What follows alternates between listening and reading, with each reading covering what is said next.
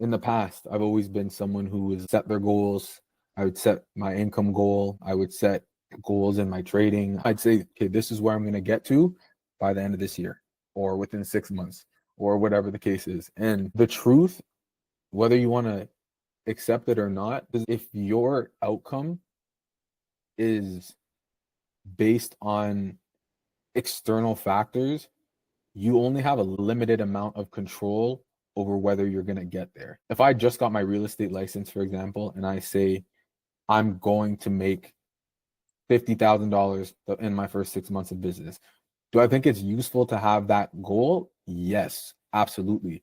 But do you really have full control over whether people are going to buy houses from you? You could be doing everything right, all the right things, locked in with a mentor. You're doing all the showings, you're doing everything that you need to do to maximize your probability. But if people just aren't buying places where you live and that's not able to happen, then what are you going to do? Call yourself a loser after that? It's very useful to still have these goals. But like I said earlier, I think the reason it's useful is because goals force people to implement the activities that are going to bring the result.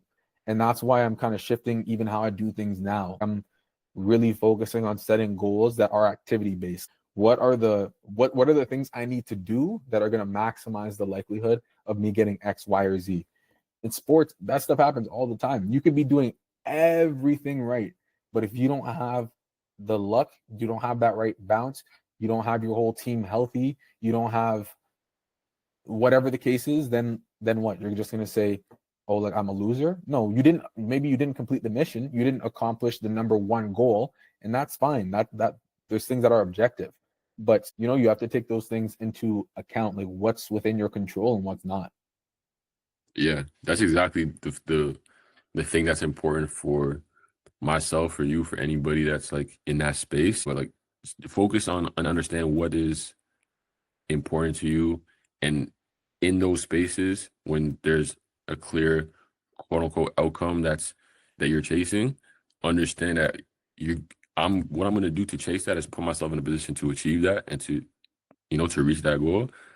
But it's not to say that that's enough to get there, but that's going to be enough for me if I don't get it, because I'm not in control of.